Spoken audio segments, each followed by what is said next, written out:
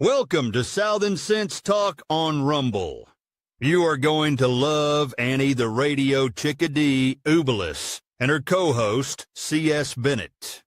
You'll find them live here on Fridays from 2:30 p.m. to 4 p.m. Eastern Date Time.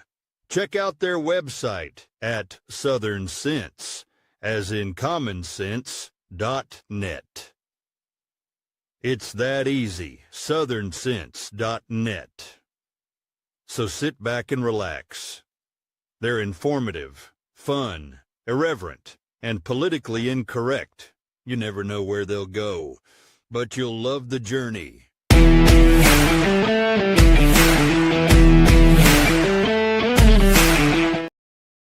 And welcome back to another adventure on Southern Sense. After a week off, we're back and live on Facebook, LinkedIn, YouTube, X, Substack, Rumble, and my own homepage, southernsense.net.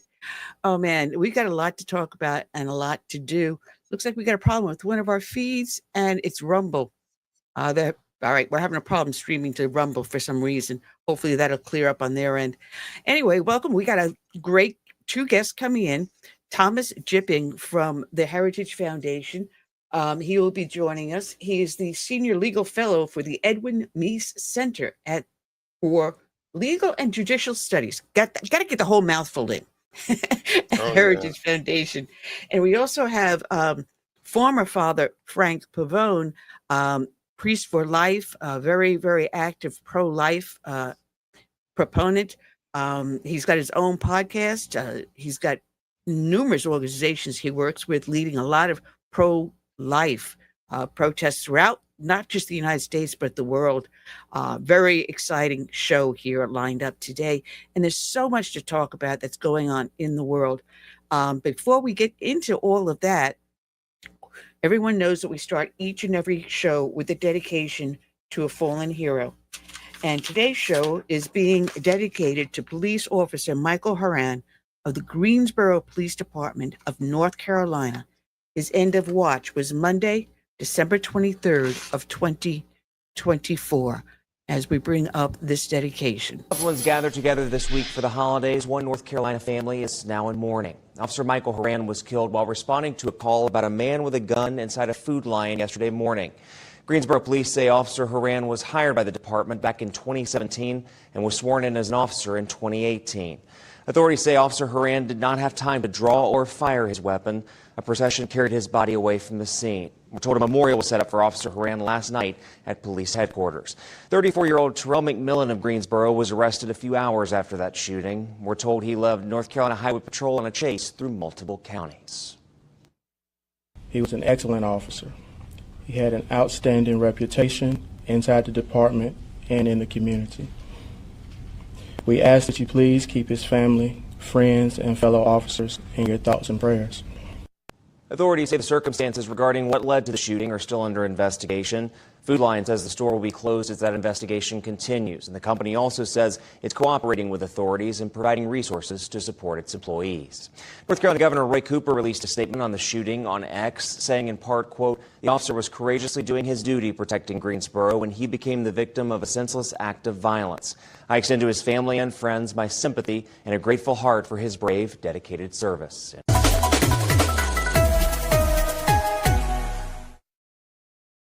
Good evening, I'm Taylor Leverett. The outpouring of love sent to GPD and Horan's family has been enormous, and one community member is taking a unique approach to honor Officer Horan. WFY News 2's Giselle Thomas is live outside the memorial at GPD headquarters with more. Now here at the memorial at GPD headquarters, you actually have the opportunity to light a candle for Officer Horan. Now I was able to meet a man who's using a different type of light, laser etched, to create a memorial for him as well. He was able to put a picture drawing of his portrait and also his badge right here on the patrol car. Now, Roddy Jr. calls it the gift of love through art. Now, he tells me that the idea to give back to others came from the memory of his grandmother. Now, Roddy says that portraits represent that last a lifetime, similar to the legacy of Officer Horan on his loved ones' hearts. My hard work compared to their hard work and their loss is, I have no comparison to theirs. There's a loss of life is more than what I do. I can take a couple hours or a couple minutes. It's nothing to compare to their loss, their grief, and such. Now, Roddy says gun violence has to stop, and a loss like this, so close to Christmas Day, takes a toll on loved ones and the community members near and far. There's too many being shot. They need to stop, get rid of the guns from people that have mental issues and stuff. It's too much. One's enough, but it seems like it's every year a law enforcement officer is murdered, and it's senseless. Now, senseless indeed. Now, Roddy tells me that this time last year he made a similar portrait for Sergeant Nix, and now to come back here a year later and place a portrait for another fallen GPD officer, for Michael Horan, it's truly just devastating. Live in Greensboro, Giselle Thomas, WFMY News 2.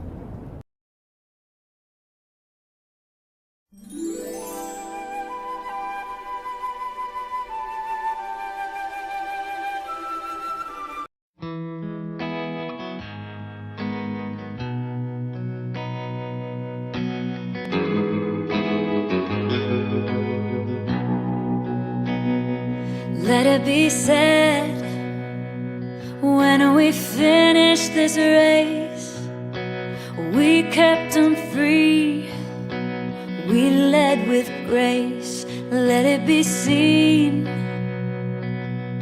from sea to shining sea, beautiful America, living our legacy. Oh, Father, Mother, sister, brother, oh, we gotta learn to love each other. Oh, for the soul of the nation, for the next generation. Let us be known as people of honor, humble and bold, faithful through fire. Let us hold firm to our convictions with wide open hearts, eager to listen. Oh, Father, Mother, sister, brother, oh, we gotta learn to love each other. Oh, for the soul of the nation, for the next generation.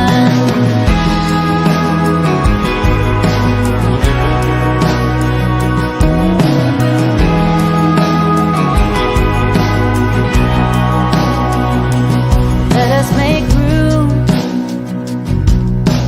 Let us reimagine, welcoming voices with true compassion.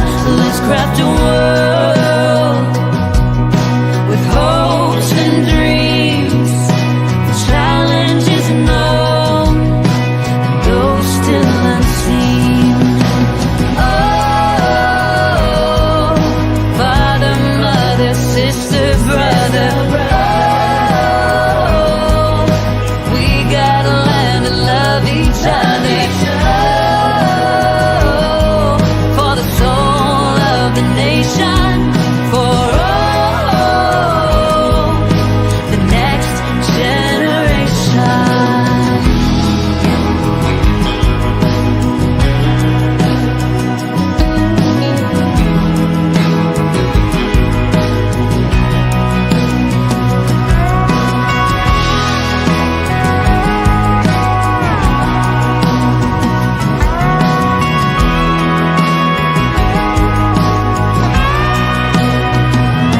Let us be sure, when our time has come, we gave them hope, we made them strong. Let it be said, when we finish this race, we kept them free, yeah, we led with grace.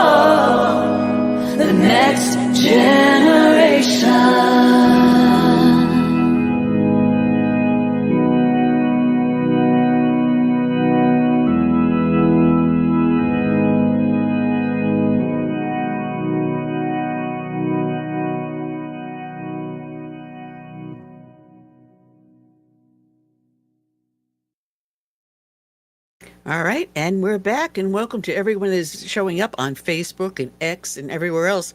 Thank you. Please feel free to post in the chat rooms there. We do see most of the postings, and thank you so much, guys. Anyway, gosh, we have so much to talk about. The big thing going on right now is what's going on with Israel and Iran, and everyone's wondering whether or not Trump's going to go forward with using the bunker busting bombs on Iran.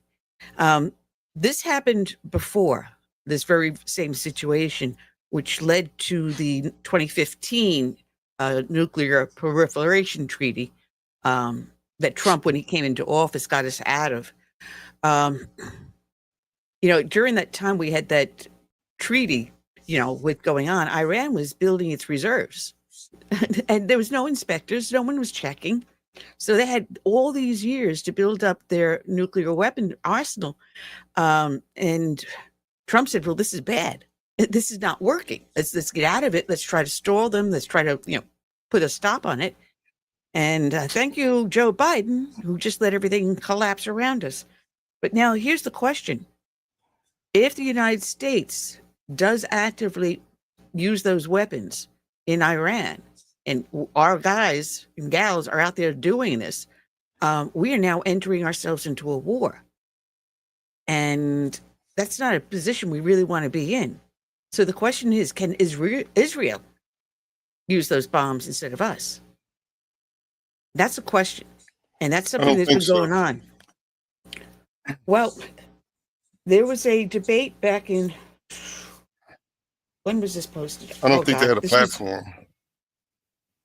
I think back in 2020 or something like that, there was an opinion piece written in the Jerusalem Post. And they had this back and forth debate whether or not Israel can do that.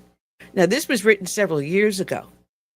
During that time, we could have been training the Israeli pilots how to handle the weapons and the planes, because it's two different planes. You've got the GBU-57, which is the stealth bomber, and you've got the B-2. So one goes in and digs part of the hole, goes down about 200 feet, just opens the hole enough. The second bomb comes in, goes through the hole, goes even further down to take out the facility. So it's actually two planes, two bombs. And people don't think it's just one bomb, one plane, fly in and out. Now, the Israeli planes that they have don't have the distance, nor can they hold the capacity, because this is a 30,000-pound bomb. The maximum their plane goes, the newest one, will handle, I believe, 29. But it's not structured to handle this bomb. So they need our planes. So what do?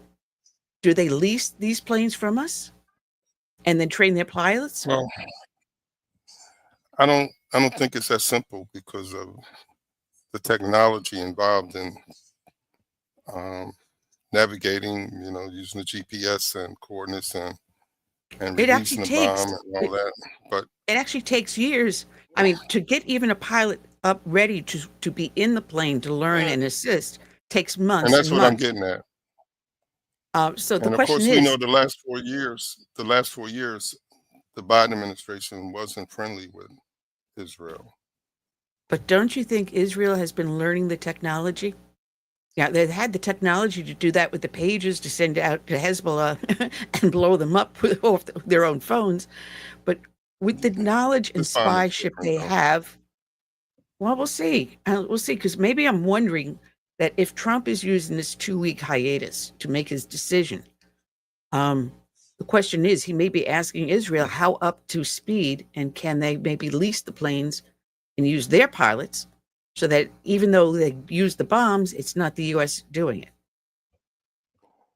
Well, let's consider another component to this. The technology is highly guarded, and we don't want that plane to get into too many people's hands, even our allies. They safeguard that. And I think that's one of the planes we don't even sell to other countries. So I'm not sure if we would be comfortable letting even Israel, take control, because they may learn something about those planes that we want to remain classified. Well, everyone's going, well, why are you going after Iran for the nuclear weapon? And people are not understanding the mindset that is over there. We're thinking still in our Western ways. And there's a great, great article in Newsmax. This is the June issue. And it's by Shay Qatari. Khomeini's Last Hope is its title. And he breaks down the mindset of the leadership in there and why in today and age, why that bomb is so important to them. Actually, it's the only thing that's keeping that leadership, Khomeini, in power right now. Because what you're seeing on the TV in Iran are the elitists. You see those that have the Maseratis and are eating well, but they're not seeing the general population and the unrest in the general population.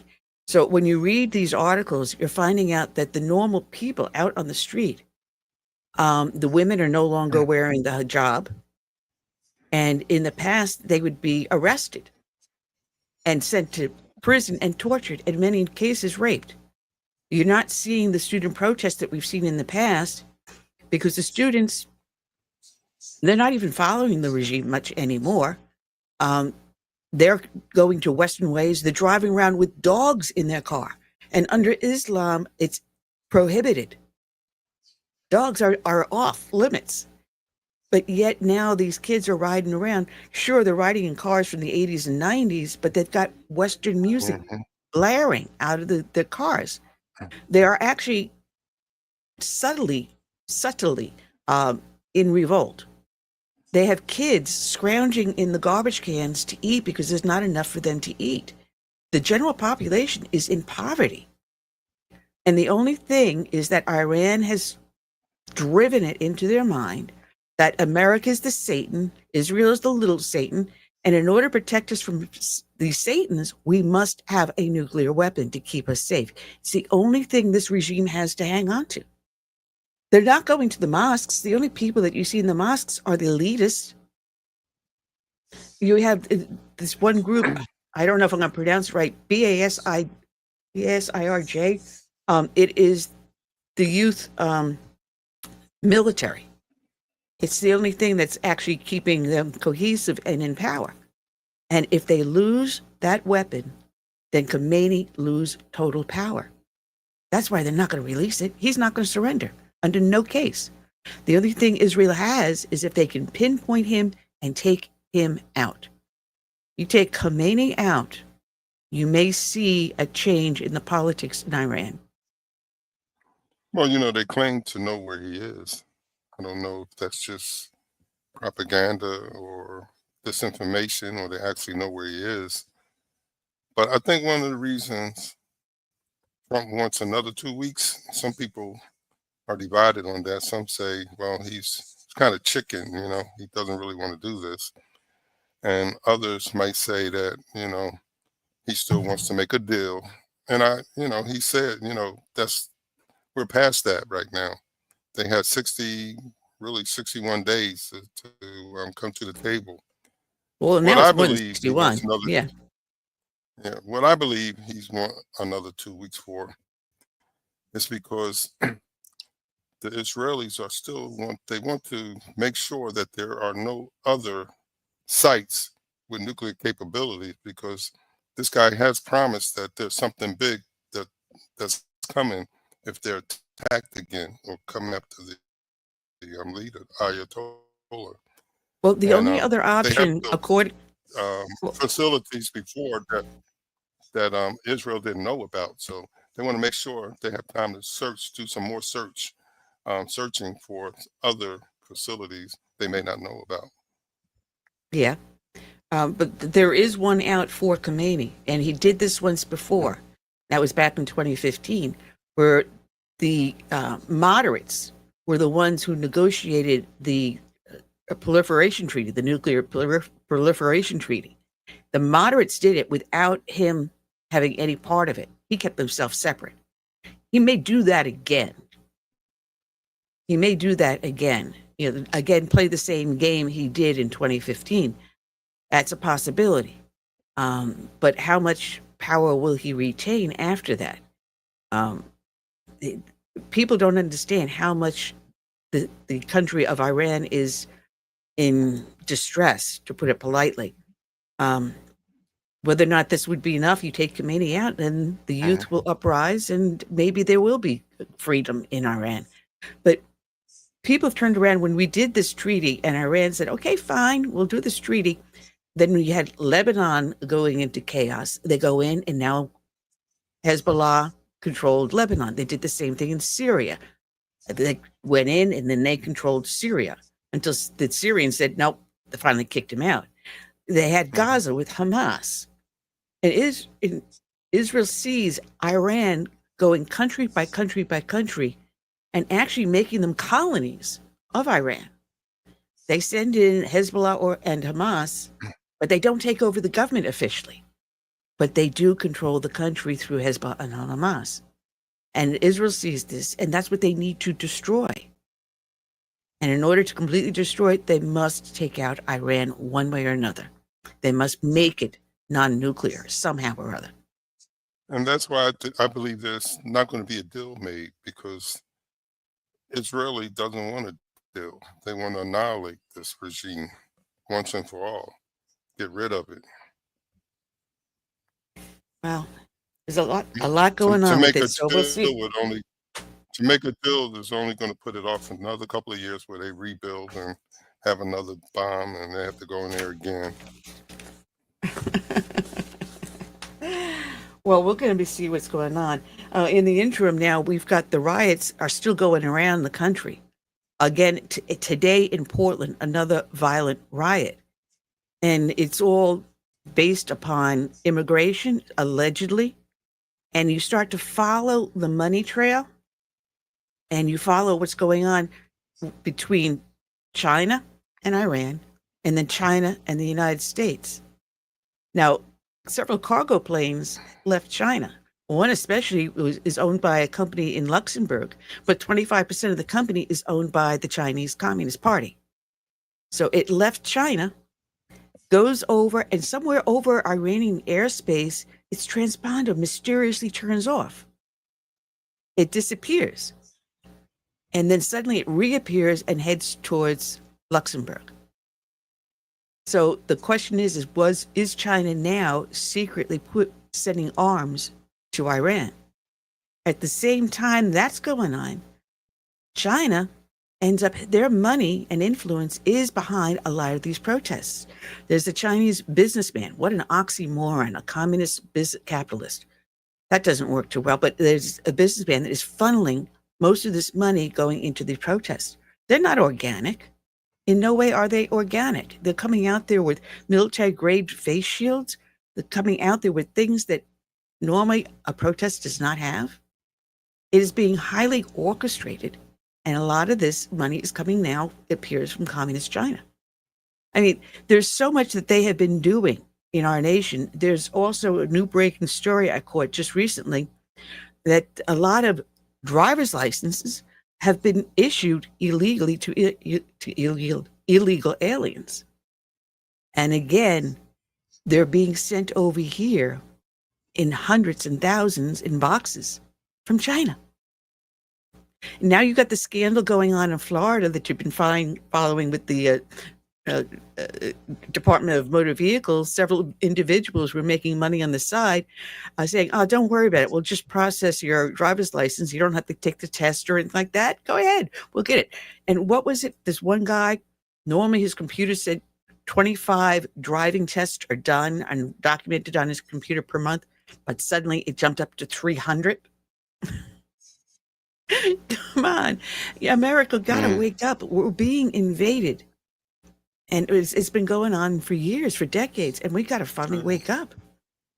We got to wake up. Anyway, we do, like I said, guys, we got a couple of great guests coming on. Yeah.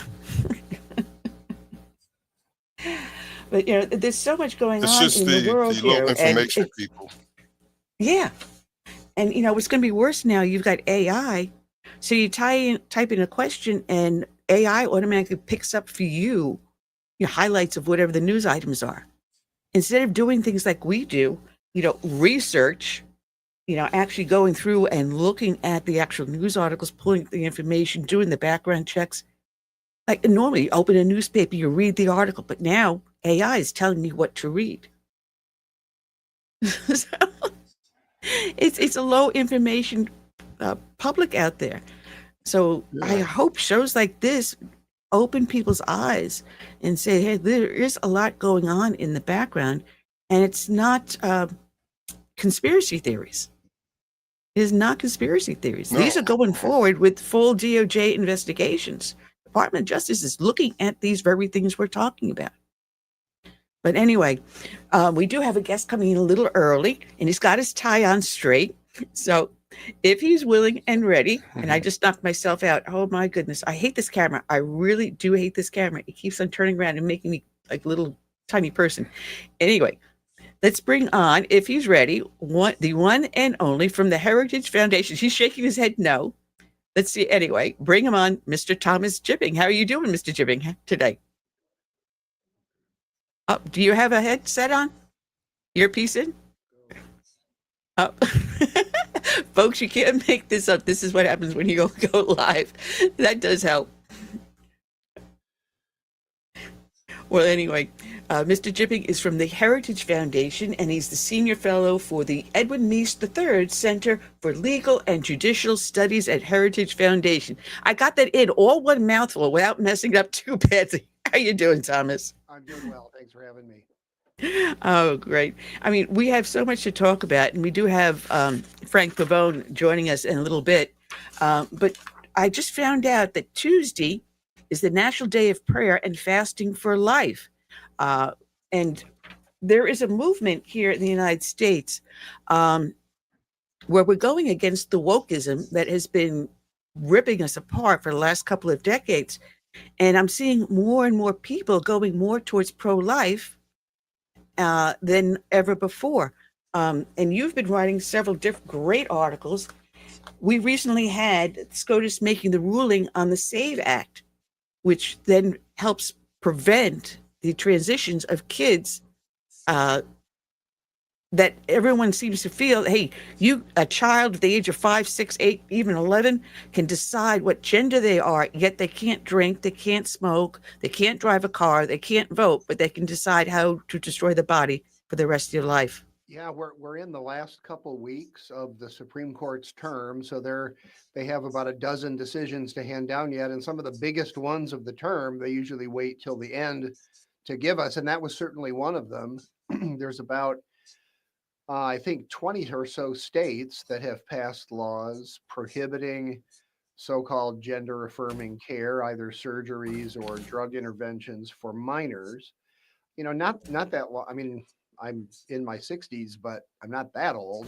Not that long ago, that idea that that there would be this rampant movement to push children to reject their sex and to look toward these life-changing, steps to do something else. That would have been, fiction that you might see in the movies, but it's very, very real. And Tennessee is one of the states that has said that. Tennessee does allow those that kind of medical care in some specific categories where it's medically needed, but where the desire to have that comes only from subjective feelings. The idea of permanently changing a child's life just goes too far. And so the Supreme Court said that law protecting minors does not violate the Constitution. Of course, when they become adults, they can make other choices. But as you suggested, we tell kids, because they're kids, kids are not just short adults. Because they're kids and they can't make decisions the way they should be able to as adults, we tell them that they can't do certain things all the time, far less significant than this. So it was a very significant decision, although it was a straightforward one. The Supreme Court wasn't deciding whether gender affirming care was a good idea, whether kids ought to have it. They were simply deciding whether the state law prohibiting it violated the Constitution, and they said no. Well, that is a wonderful thing, because being safe in your person and papers, again, is part of the Constitution. But parental control over their own child is a huge, huge question. And it seems that more people seem to want the state to control the child than the parent. And that's why we see a huge rise in homeschooling and other things going on in our society. And I believe the wokeism has just slapped us in the face so hard that this is finally starting to turn around.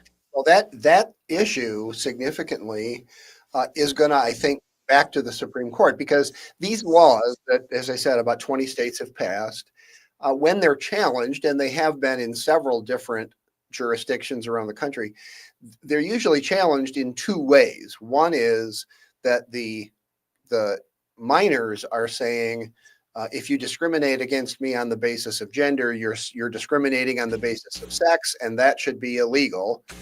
And that was the issue that the Supreme Court in this case decided. But then there's the issue of parents saying we have a constitutional right to get this so-called gender affirming care for our kids. The court in this case did not address that issue, but it is coming up in some other cases. And I believe that issue of parental rights will come before the Supreme Court. A colleague and I here at the Heritage Foundation published a paper on this last year where we argued parents do have a constitutional right to direct the upbringing of their children, but it does not extend so far as to get these controversial, untested medical treatments for their kids. So it's an important line that the Supreme Court's going to have to draw, and I think they'll get this issue back to them in the context of these state laws sometime probably in the not too distant future. Well, that I do hope for. It's funny because you mentioned that you're in your sixth decade. I happen to be remembering going to school. I'm not going to say exactly which, whether it was junior high or high school, when Roe v. Wade was passed, and how I personally, just was wondering on what side would happen. And back then, as a kid, you're thinking, well, now we've all gone through the sexual revolution, blah, blah, blah. What happens if I get pregnant? My parents going to kick me out. I'm going to be disowned. That was our thought at the time. So it made it a decision personal, but not societal type of thing. You know what I'm saying? Now, today, it's like for any simple reason, there is an abortion, and not something medically necessary. It's just because your lifestyle is being burdened with the possibility of having a child. Well, there's a few things that were wrong with the Roe versus Wade decision. It was obviously wrong on the merits. That simply is an incorrect interpretation of the Constitution. But since it was on the books for 50 years, and we were told that abortion is a constitutional right, that has taken a toll on our culture that may well be irreversible. And you're putting your finger on it right there. It has gotten our society so used to thinking about abortion as a procedure comparable to other medical procedures, or that abortion is somehow equated with the rights and freedoms of women, that they don't have any freedom if they can't kill their children. And instead, we've moved away from what abortion actually does, and that is take a human life. And, it's been a degradation of our culture that has taken its toll and applies in many, many different ways. The overall value of human life is at a very low ebb, I think, right now. And the excuses that I see on social media for people saying that it's okay to kill a child before birth, even though you can't do it after, it's just kind of baffling to me. But that's, I think, the corrosive effect of having had Roe versus Wade, having the Supreme Court tell us that abortion was a constitutional right and having it be on the books for that long. Well, I remember fighting, because I originally from New York, fighting to pass legislation so that if a woman who happened to have been pregnant is injured, and that fetus for any reason is also injured or killed, that's a separate criminal charge. At that point, New York was recognizing that fetus as a separate individual. And New York, a liberal state, but we got that law passed. But then I think it was about 5 years ago, they passed a new law now that you can have an abortion up until the time of delivery, and that anyone could perform it, including your local pharmacist. And I'm looking at that and I'm screaming and yelling, how can you at one point recognize this fetus as a separate human being and then suddenly reverse your entire thinking and say it's no longer a human being, and you can, even if it's born, just leave it on the table and let it die, and the pharmacist is good enough to do the abortion? Well, believe it or not, and if anybody watching or listening to this can make sense of this for me, please do. Believe it or not, 38 states have a law prohibiting what they refer to as fetal homicide. That's what you're referring to, where if someone injures or does something to a pregnant woman, and her child dies, that person can be prosecuted for homicide. Now, that's only if the woman does not want an abortion. If she does want an abortion and the same thing happens, then the person can't be prosecuted. So whether you and me, whether every human being is protected by the law before birth, depends on whether our mother wants us dead. So that's the situation in the country today. There are states like California, pro-abortion states, that nonetheless have a fetal homicide law. They will prosecute people for causing the death of an unborn child, but only in a way that's not called abortion. Now, like I said, if anybody can make sense of that, please do, because that's just insane to me. But it's the effect of having had this abortion regime in our law and in our culture for all of these years. That's the kind of thinking that it has led to. There's so much more to go into this, and even the damage to a woman when the abortion occurs, and no one turns around and says, well, maybe because of that, maybe there should be a separate lawsuit for causing the damage, that I may never be able to have another child, or this has happened or that has happened because of the abortion, not just the physical, but the psychological problems. And we're not even coming close to addressing those issues. We're just at this point trying to save a human life. And it's so frustrating. Go ahead, Curtis. I'm sorry. Oh, yeah. Well, it may be that we need some of those sorts of lawsuits. Maybe we need women suing abortionists for the damage that they've done to them. And now that Roe versus Wade is off the books, now that there's not this obstacle of a so-called constitutional right to abortion, perhaps some of these other avenues are open to where we can use the law to advance the cause of life, and perhaps force people to confront some of these just incomprehensible contradictions that we have in our society today. Go ahead, Curtis.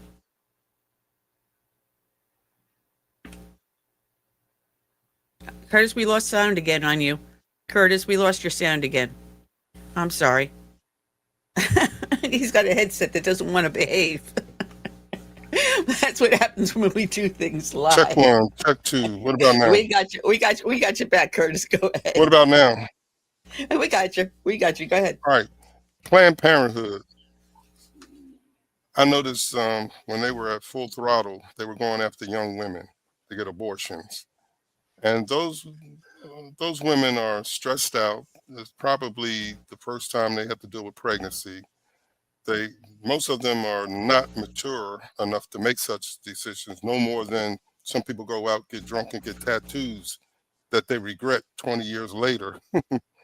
But I'm just saying that we have to continue to fight this in the court system, and hopefully, what the center of the focus will be is that unborn child and that child's life, because they don't have a say. Well, Planned Parenthood has long been the largest provider of abortions in the country.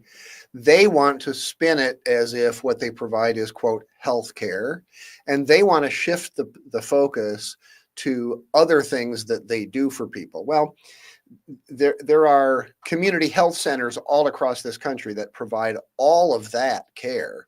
They just don't do abortions. And in fact, the number of abortions that Planned Parenthood commits is going up, not down. And they get hundreds of millions of dollars from the taxpayers. If Planned Parenthood wants to do abortions, they ought to pay for them themselves. They shouldn't force the rest of us to subsidize that. That's going to be a long-term battle. Even the Supreme Court had said that the Constitution doesn't require the taxpayers to pay for abortions, but whether Congress is going to be able to limit that is doubtful, to be honest with you. But Planned Parenthood commits more abortions, commits more fetal homicides, I'll call it that, than anyone else in this country, and we shouldn't have to pay for it. No, we shouldn't. And I believe it's 27. I thought it was 27 or 29 states at this point have some form of protection on their books for the fetus. I know that here in South Carolina, we just recently passed one for 6 weeks, and we're trying to even pass one more stricter than that currently. I mean, we got the foot in the door. It's a matter of now pushing the door wide open to go the rest of the way. But we were talking about also the transgender care, and there are actually 27 states that restrict some form of treatment on that. And, when I was going to school, I remember the federal government made a mandate that we had some form of health education, they called it at the time. And that was in the 70s when they started pushing that. I believe it was under the Carter administration. But they said, you need to teach kids health education. And as a teenager, for some reason, in the back of my head, and I guess maybe conservatism is in my genes, I was just born genetically that way. I sensed a problem. And I said, they're opening the door to something more drastic than just simple health education. And we do see that today, where now they have sex ed, where they're turning around and teaching kids that you can change, that it's possible to do this. They're teaching them how to be homosexual. They're teaching them all these other different things that a child doesn't understand or is not mature enough until the age of between 27 and 29, according to the New England Journal of Medicine in the studies they did. They're not mentally capable of making these decisions at such a young age. So we're getting our pro-life, but what about on the other flip side of protecting the life of the child currently today? Well, and there are, unfortunately, there are more than 1,000 school districts from coast to coast where more than 12 million children attend that have policies that will socially transition children from their sex to a different gender and will refuse to inform the parents that they're doing it. More than 1,000 school districts. And this is one of the reasons why that's a big problem. Those same schools require parental notice and parental permission to go on a field trip, to get an aspirin, to play sports. And yet, when it comes to something as profound and long lasting as whether you want to be what you were born to be, they think they want to treat the child separate from the parents. And that's because then they, the school officials and activists, can push their own views on those children. Parents, not schools, have the right to address such things in the lives of their children. And yet we have thousands of teachers and administrators and school districts that are actively trying to shut parents out so that they can push these children in the direction they want them to go. That's a real serious problem. Well, and parents need to know whether that's happening in their school district. Well, you've written some great articles, and you've had some great cases where you're talking about protecting the parents' right to religion also. And this is an area where there's currently a court case, I believe it's New Jersey. The nuns in their medical facility don't want to perform the abortion, but it's your religion now they're going after. If you're a Christian, especially if you're a Roman Catholic, you may be a terrorist. If you're a parent trying to exercise your religious belief, you're go ahead, please. Well, there's also a very important case that the Supreme Court's going to decide probably in the next 2 weeks. It's called Mahmoud versus Taylor. This is out of Maryland, Yeah. where the Montgomery County, Maryland School District began a policy a few years ago where they're using LGBT-friendly books in their language arts program to teach kids how to read. And this applies to children as young as 3 years old. Now, the school district initially, knowing that this would be controversial, they initially said, we're going to notify parents and parents will be able to opt out when we're going to use those kinds of books for instruction, and then turned around and said, no, we're not. We're not going to notify parents, and we're not going to allow any child to opt out of that sort of indoctrination. And parents of several different religious faiths, Christian, Jewish, Muslim, I believe there's a Hindu family that's involved. They all sued and they all said, that is part of my responsibility as a parent to decide when it comes to issues of sexuality and gender, what my child is exposed to and how my child is exposed to it. I have the right to do that, not the school. And the school's policy of excluding parents violates their right to practice their religion. This is a very, very important case, not only for the exercise of religion in general, but kind of the cross where parental rights and the right to exercise of religion sort of cross paths. It is very much a part of a parent's right to practice their religion that they make decisions along these lines for their children. So I think most people anticipate that the Supreme Court will side with the parents here, and I hope they do. But I also hope that they have an opinion explaining that decision that really sets a strong standard for both parental rights and the right to exercise religion, because this kind of movement and this sort of policy is going to find it's going to be repeated all over the country. And this is an opportunity for the Supreme Court to put the priorities where they belong, and that is on the parents making those decisions for their children. Well, I'm looking at my handwritten notes, and literally, this is what I work off of, a clipboard.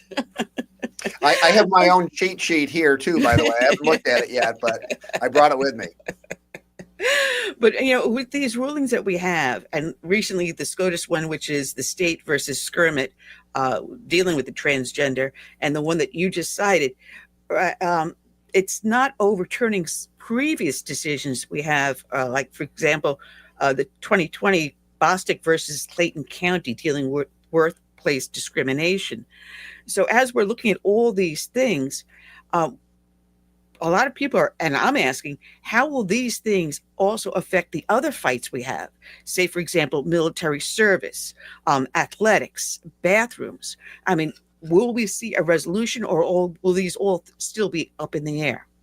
Well, I think we have to be careful not to expect too much from the judiciary. In other words, we've kind of gotten used to this idea that the Supreme Court, I mean, they call themselves Supreme.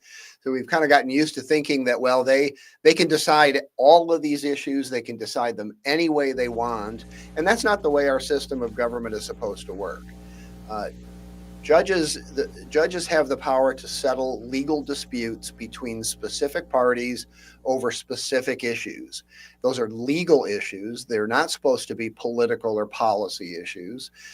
Those are supposed to be left to us, the American people, and those we elect to our legislatures. So, conservatives shouldn't be more demanding of the Supreme Court to do what we want than liberals typically are.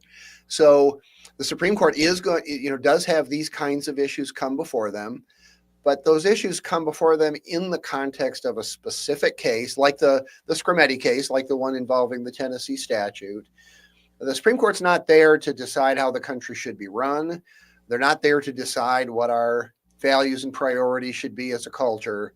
They're there to do their job, which is settling legal disputes, so that we, the people, and our elected legislators can do the tougher kind of ongoing work of handling, tackling these issues, deciding how we want our policies to be, and keeping that in mind is sometimes difficult, but that's the way our system was designed to work, and I think it's a good system. Well, to change it a little bit, there's a lot going on now with the FACE Act, the Freedom of Access to Clinical Entrances. And this has been used against pro-lifers, where there was one incident where the father was across the street, talking to women as they were going to there, doing his little thing, and he had his son with him.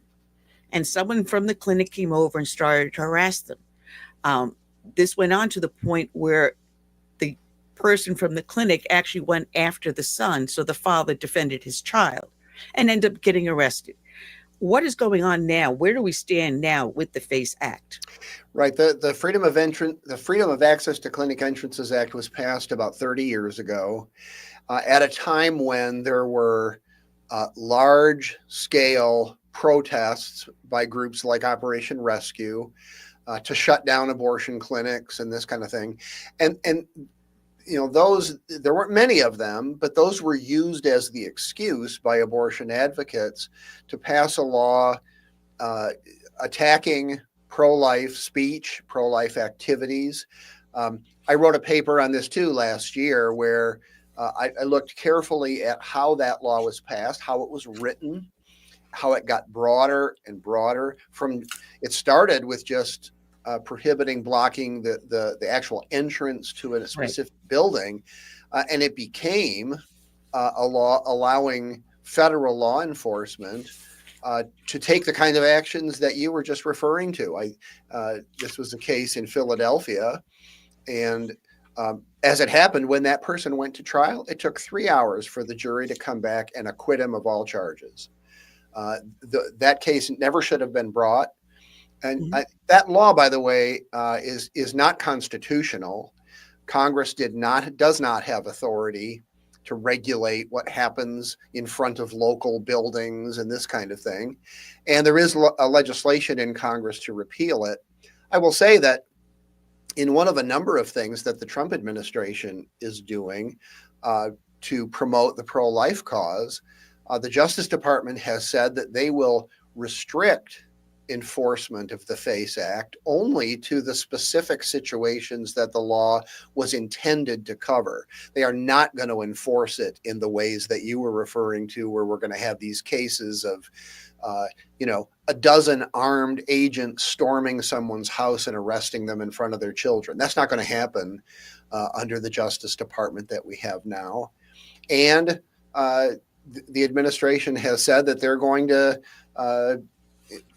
cut back on that, and that's exactly what they should. So that's a step that I'm encouraged by, because while the law is on the books, it's written in such a way that it can be enforced in lots of different ways, driven by lots of different politics, and so it's encouraging that the Justice Department is going to rein that in, and hopefully we can get that law repealed. Well, you wrote an article back in April about federal spending laws being subject to private lawsuits. Our tax dollars are going into areas that we as taxpayers are not agreeing with. So do we have a voice to say where our money can go? Well, we do, but it's more of a political voice. In other words, think in terms of if every taxpayer could sue the government over everything the government does that they don't like, well, that's all any of us would be doing would be suing over everything. You can't run a government that way. The solution to that, and we're going through this budget process in Washington right now. People may have heard of the one big beautiful bill. That's kind of the name referring to what's called the budget reconciliation bill. That's going to be setting the budget for the next fiscal year. And we're going through that in Washington right now. But that's the arena where a lot of these kinds of decisions have to be made. And that's the political arena. It's like I was saying before, we shouldn't expect too much for unelected judges to handle for us. We elect people to handle those kinds of issues. We have elections over those kinds of issues. And that's the arena where those kinds of things have to be done, I think. All right. Well, let's bring on, who's a little late, shame on him, to the class, Frank Pavone with Priests for Life. Good afternoon, Frank. Shame on you. You got to go sit in the corner until the teacher calls you back in. Oh, and thank you for understanding. I'm here actually at the National Right to Life Convention, and things are going very well, but I appreciate you having me on today. Yeah, matter of fact, Tuesday is the day of prayer and for pro-life, is it not? Yes, indeed. And, we have, of course, the anniversary of that Dobbs decision. It doesn't seem like 3 years, but, when that happened and Roe was overturned, people said to me, well, what's the next most important thing that the pro-life movement has to do? And I said, really, it's the same answer I still give today. And I said, well, it's to understand Dobbs. And of course, Tom, it's great to be on with you here. You explain this so well over all these years that, this is not a situation where the court has done our work for us. What the court has done is removed a big roadblock that kept our work for many decades from bearing the fruit it should bear. And so you can say that this is now an incentive to work even harder in the ways that we've been doing for these 50 years of this movement. And that's a great point. I heard former colleague, when I was in law school, actually 40 years ago, I worked for Americans United for Life for a summer, and one of their scholars, Clark Forsyth, who I know you know, gave a talk at the Heritage Foundation about different things that contributed to the Dobbs decision, contributed to overruling Roe versus Wade. And he pointed to, very brave pro-life state legislators who, even though Roe was there for 50 years and they could have simply gone on to other things, they kept introducing pro-life legislation. Legislatures kept passing pro-life laws. In fact, in the latter part of those 50 years, the pace at which legislators tried to protect human life actually increased. And that was one of the things that set up the Supreme Court's decision to lift that roadblock, as you say. And so the fact that that's been going on all this time, now it can actually bear fruit. Exactly. And that momentum, that continued, dedication to that is now, once that blockade, is lifted, we can actually do work that will have a real effect. And as you know, it's an unfolding victory. We saw it in Florida, in South Carolina, in Indiana, and in other places where now, when these legislators, now newly emboldened with the deference now that the courts are willing to give to them, are passing pro-life laws. So also the courts, the lower courts, even the state courts, are saying, hey, we're in a new environment when it comes to abortion. And if the people have decided to protect the unborn, we don't have any constitutional reason to stand in their way. So these courts are upholding these laws now, as you well know. And that is something the pro-life grassroots need to understand. This is a victory that we're going to see these fruits unfolding for many years to come. But and you implied this yourself, the hard work is only beginning, right? So for 50 years, it was fine to be able to talk about all this stuff. And I work at a think tank, right? We think and talk and write about all sorts of things. It was fine for 50 years to talk about whatever we wanted. But we knew in the back of our minds that a lot of what we were advocating, couldn't become law, couldn't become policy. And now, well, it's not that was an excuse, but now, that's no longer the case. And now we really, my dad used to say, put up or shut up. Now we really need to think strategically, politically, think in terms of policy and elections and all of that, because the hard work now is just beginning, and the hard work is ours to do. Exactly. And even the conversations, I said to people after Dobbs, I said, even on the level of citizens talking to citizens, when you have this cloud of, it's a constitutional right to have an abortion, that can short circuit serious conversations of debating whether or not an unborn child should enjoy protection, because the conversation gets short-circuited as soon as somebody pipes up and says, oh, but it's a constitutional right, and who wants to seem to be arguing against constitutional rights? But with that out of the way, and with the challenge now on the shoulders of the pro-abortion people to actually defend the act of abortion, instead of hiding behind the robes of the justices, people can have a more substantive conversation and say, okay, well, never mind just invoking the dogma of the court from on high. Let's talk about who is this unborn child, and what does abortion do to the child, and what does abortion do to the mother and the father? I think the conversations now are freed up, as are the legislatures and as are the courts, to really face that question: what is an abortion, and why should we be allowing it? Overruling Roe certainly removes an excuse for the other side to not have to confront those very direct and serious questions. I think it was 1983, so it was more than 40 years ago, President Reagan wrote an essay called Abortion and the Conscience of a Nation. Yeah. And he had my favorite line from that, and that was 10 years after Roe versus Wade. My favorite line was, he said, the question is not when does human life begin? The question is, what is the value of human life? Yeah. That's always been the question, and it is the question today. And the other side doesn't have the excuse of the Supreme Court to try to avoid it. And we really do need to be thoughtful. We need to think through what are effective ways of engaging that discussion. But we need to push the other side to confront that fundamental basic question. I love this. I love this. You guys are just interviewing each other. Hey, we get along.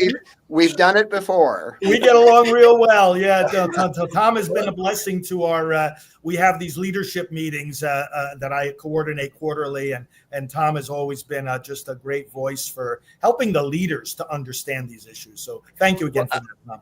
I was going to wear a special T-shirt today that I specifically designed. I think I'm going to put it up on my website for sale. It's a Madonna holding a child, and it says, "I thank God my mother chose life." And on the back, I quoted, I believe it was Timothy, this, "I knew you in the womb." Yes. And this is the message that you guys are putting out there, that this is a valuable human life. And it always amazes me that the women that are promoting pro-choice, had their mother made that choice, they would not be here. And you're touching on something very important, and that is, I think those two questions that Reagan asked, the when life begins and what's the value of human life, for centuries, those two were integrated. When human life existed, it had value. And one of the effects of Roe versus Wade in the Supreme Court is the disintegration, the separation of those two questions. And we need to put them back together. We need people to realize, abortion says something about every single human being. That means you, me, every single person who advocates for abortion is advocating that their life meant so little that they could have been killed before birth, right? We need to personalize it and connect this to the fact that this is you and this is me. It's not another species. It's not another category of animal or something. We're used to talking about the fetus as if it's something separate. No, I'm a former fetus, and we need to reintegrate those two things to get people to confront what's actually happening. Well, I'll give you a little bit of a laugh, though, because I was at the first inauguration of Trump. Joe Wilson, I know him well, got me in there. And as we were leaving, we were right behind the Capitol. So all this parade of the pink hats coming through. Oh, yeah. And as I'm getting out of the apartment, loading up the car, here I'm walking through the middle of all this, heading towards the Capitol. And there was a minister with a woman and a young child. And I'm sorry, the Italian in me just exploded. And then the German side of me, being stubborn, is I'm not backing down. And I walked up. What a combination that is. Yeah. Yeah. I walked up to the minister and I said, "How dare you? How dare you? Shouldn't your Christian faith be there to protect the life? Did not the Bible tell us to protect life, that they knew us in the womb?" And I looked at the woman and says, that child you have would not be here if you had chosen, to abort. So what are you doing here? And my girlfriend's grabbing me going, "You're going to get beat up. You're going to get beat up." I'm sorry. Between that and the Brooklyn cop in me just came out. Oh, boy. But, this is such an important point, the personal impact of this. And it's one of the reasons why we see so many young people involved in the pro-life movement. Many people say, "Oh, isn't this great? March for Life, you see all these young people," and it's true. But to get a level deeper as to why are young people so pro-life, and it's because of what we're saying here, that, there's an awareness of being a survivor. There's an awareness as they speak up for the unborn that they're speaking up for themselves. And they're saying, my life wasn't protected when I was in the womb. And, it must be really jarring when a young person comes to that point, which eventually they do, where they put two and two together and they say, well, wait a minute, abortion is killing the babies in the womb. They don't have legal protection. Wait a minute, I was a child in the womb. And then they calculate the math and say, I didn't have protection when I was in the womb. And so that has been fueling this pro-life sentiment and activity among our younger people. Well, that's why I say putting those two questions, those two issues back together, I think connects with what probably for the large majority of people is a value or a sense that they just have innately, even if they've been temporarily kind of taken with the rhetoric of choice and all this sort of thing.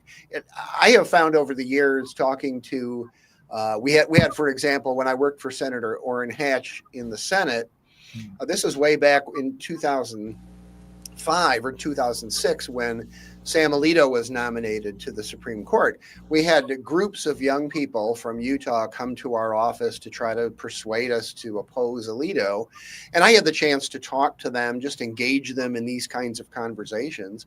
And I found it surprisingly easy to connect with with their common sense, with their sense of just kind of decency, and to tap into that which they'd never considered before. I think it's only because young people are kept from considering some of these things and just steeped in this rhetoric and this propaganda that they end up saying what they do. But if you can look at them and say, your life is valuable, not just someone else's life, yours. I think your life was just as valuable before you were born as you are now, and bring it in those terms.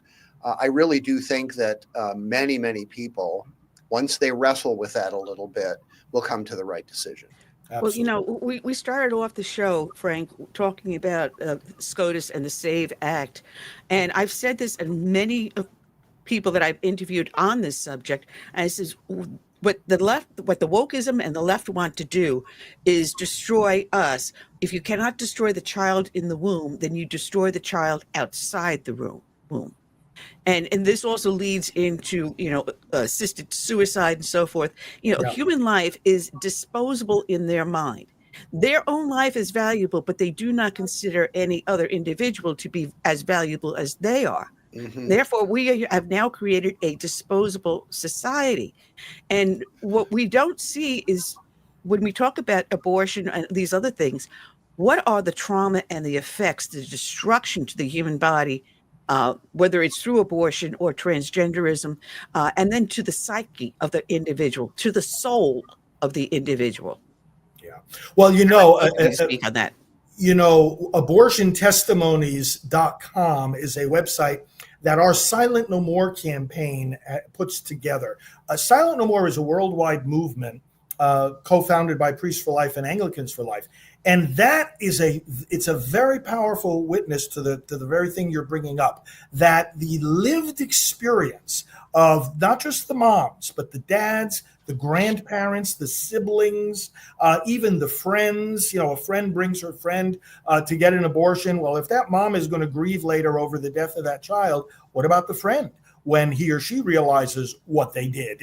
And also the abortionists and their staff. Everyone is wounded by this. There's a trauma that they're all caught up in, which at some point or another, sooner or later, they'll have to face and they'll have to heal from, and they'll have to find at that moment the compassion of the church and of the pro-life movement.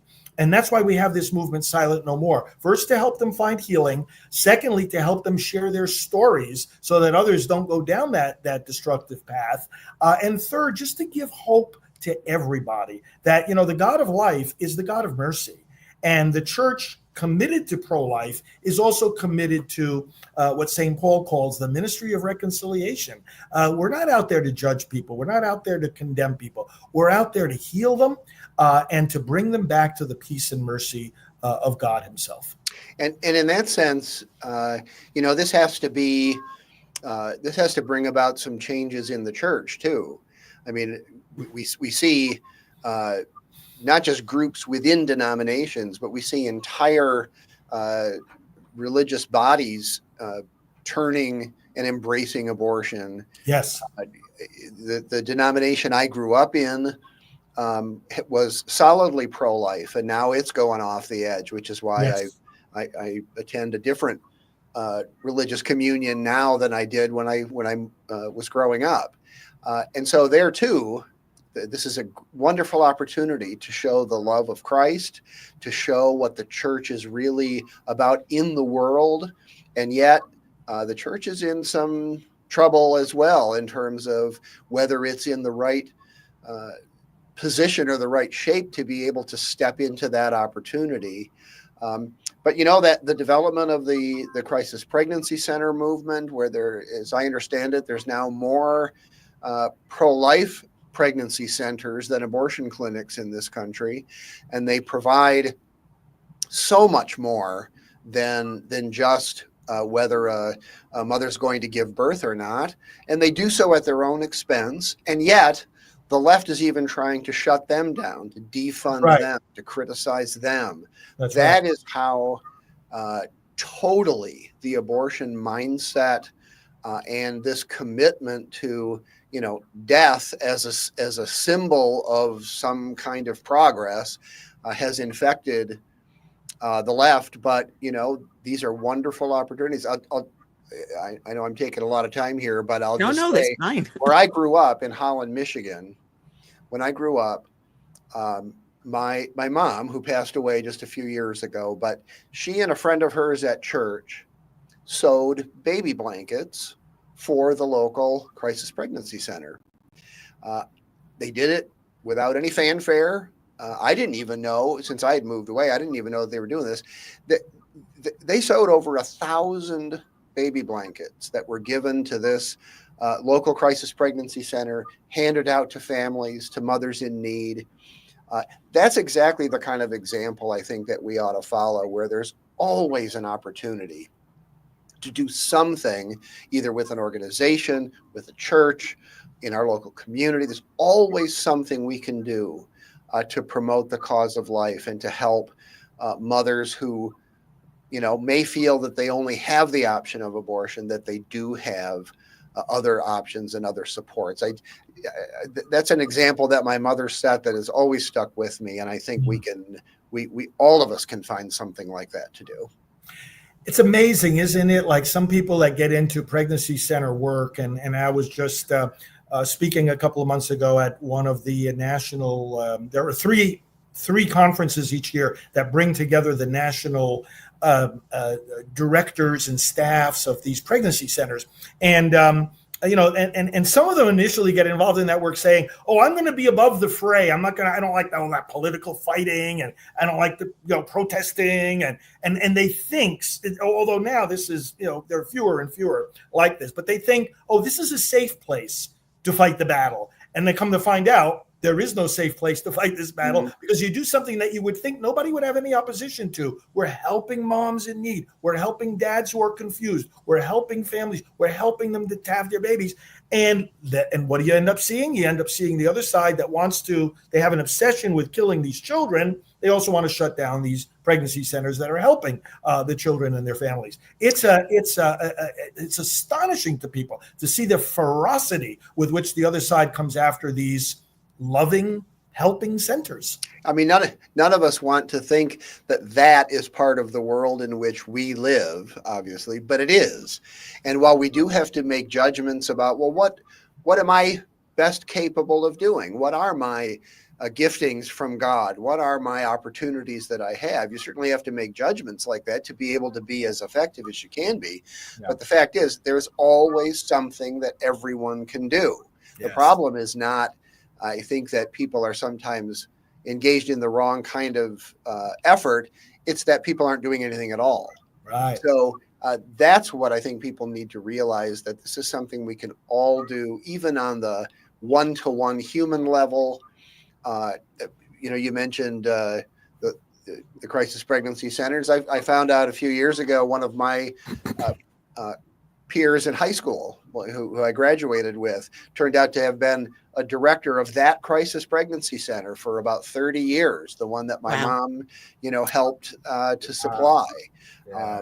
These kinds of things happen all the time, unheralded, but there's always opportunities that we can take advantage of. Amen. Well, I got to tell you, just 2 shows ago, we had on the woman that's the director of Let Them Live.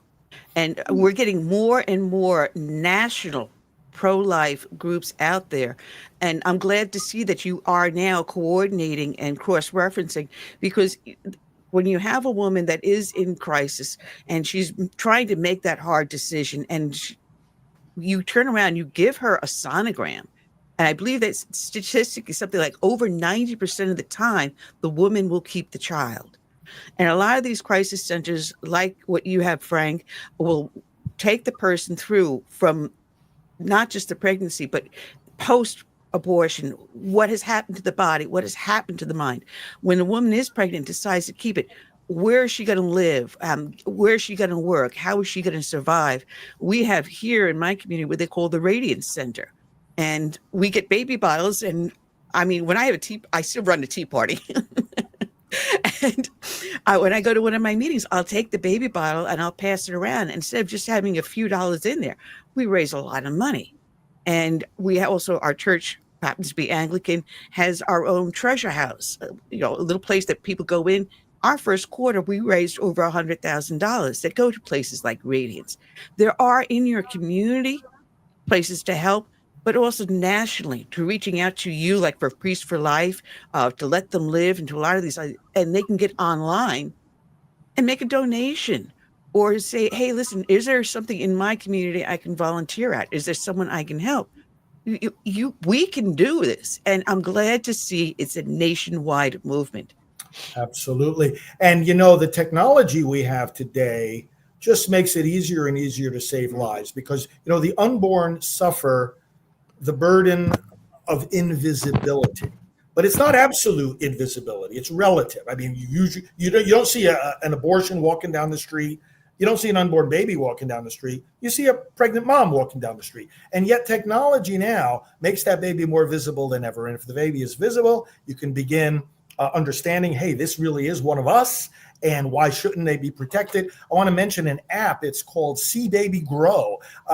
We've been very involved in the development and promotion of this app. And in some ways, it's even more powerful than ultrasound. I mean, the power of ultrasound, you're seeing your child. But the imagery you see on something like See Baby Grow is not imagery produced by sound waves. It's direct videography of the unborn child. And you can see the heart beating at only 4 weeks after conception. And these videos are unbelievable. The baby stretching and yawning and moving. And here we have, everybody can have it right there on their phone. And at any moment, in any conversation, whoever you are, wherever you are, you can save someone's life by bringing to them that reality, that same power, like that statistic, Ann, that you quoted about how powerful just the ultrasound imaging is. We've got it all at our fingertips now.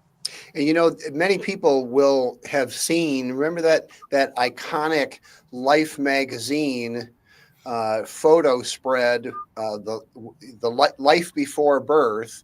And in fact, I think the article was something like, the drama of life before birth. It didn't make this huge distinction between human beings before and after, but these just incredible photographs. That was 60 years ago. It literally was the 60th anniversary of that cover this past April, just a couple months ago. It was absolutely groundbreaking back then. And it is still just dramatic today. And building on that, what you're referring to there with other technologies, that had a huge impact on the country. And believe it or not, it's hard to believe today that Life magazine would even publish that. But right, how dramatic that was. Yeah, they would not do that today. No, and I guess no way. Challenging people to see that is them. That's them. Yeah. Before birth. It's not someone else, it's them. Well, I gotta say that connection can be powerful. I gotta say this, my poor co-host has been sitting there the whole time, Curtis. I know you've got a question. I was gonna say we want to hear from him too. Go ahead, Curtis. Oh no, your microphone's dead now, Curtis. Oh. No, there's no sound, Curtis. Oh, man. The microphone said, I'm being ignored. I'm not going to. But, building on this point that you were just saying, this is a rebellion against God's truth. I mean, you look at the baby and what are you seeing? There's a biological reality there. This is obviously a human being, right? But the rejection of that reality is of part and parcel of the rejection we have now of the reality of gender. So I often say this in my talks. I said, how have we gotten to the point where we cannot say a man is a man or a woman is a woman? Maybe because for 50 years we've been saying a baby's not a baby. Isn't it the same rejection of basic biological truth right in front of your eyes that accounts for all of this? I mean, once you say the baby's not a baby, it's up to your choice. Well, then you're not far from the idea that a man is not a man. It's up to your choice. Or a woman's not a woman. And we have got to, that's why I was so happy with President Trump's executive order where he established that according to federal policy, there's only two genders, right? And the name of the executive order is very significant. restoring biological truth to the federal government. Wow. I mean, it couldn't be said better. Restoring biological truth. That does not only mean a man is a man and a woman is a woman. It means a baby is a baby. And when you said that title, it doesn't even say biological reality. It says biological truth. Yes. That choice, whoever came up with that title, I hope they had that in mind, because that was a very important choice for how to frame that. And, people need to be confronted with it. It's common for liberals to talk about human rights. It's common for liberals to talk about the rights of this group and the rights of that group. Well, of course, human rights are rights that inhere in someone because they're a human being. And it makes no sense whatsoever to say that only some human beings have rights. Only when they're born do they have. And they need to be confronted with what their own rhetoric, their own claims about some of these issues, what the implications are for abortion, and to challenge people to be consistent in the way that they think about these things. It's only by dividing these things and pretending like the emperor has no clothes and all of that sort of thing. Pay no attention to the man behind the curtain. Right. It's only by that sort of fiction, that sort of fakery, that this can be perpetuated. And we need to be challenging each other to acknowledge the truth and to face it. Exactly. You mentioned one of my favorite movies, The Wizard of Oz. Yeah. Do not pay attention to the man behind the curtain. Yeah. This whole wokeness, the great Oz. That's right. And this that's what whole we're wokeness getting. is all the man behind the curtain. And I think that's why we made such a great turn in this last November. I mean, people are sick and tired of being lied to, their intelligence being insulted, this stuff being shoved down their throats.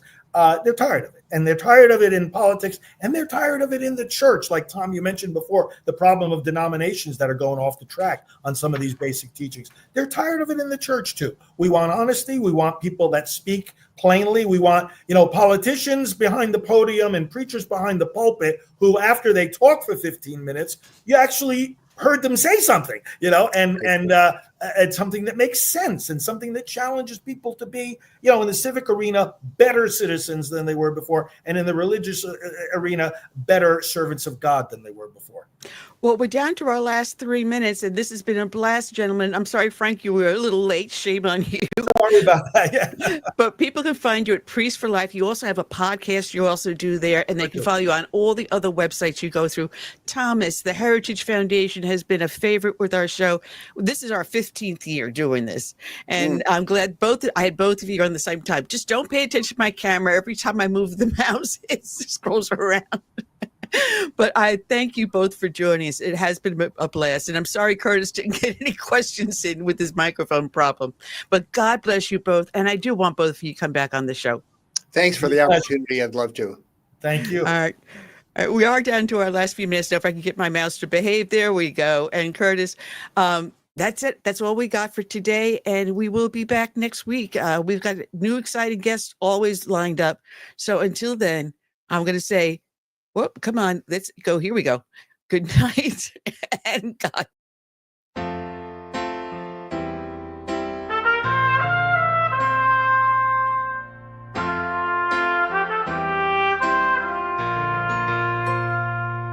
I'm praying for this land I love, America, America, the home of the free. But there are people making plans to change America.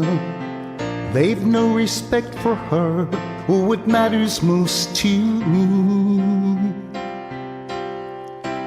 That's why I stand for the flag and I kneel at the cross.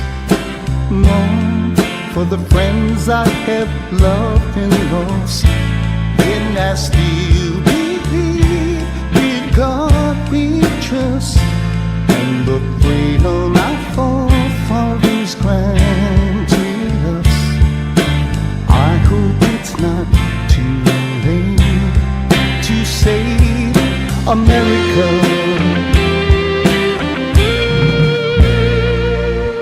Do you hear our America. We've got to rescue her. You know it's up to me and you to see the truth behind their lies. Don't change America. God bless America and the red, white, and blue. That's why I stand for the flag and I kneel at the cross. Long for the friends I have loved and lost. And I still believe in God we trust, and the freedom our forefathers granted us. I hope it's not too late to save America.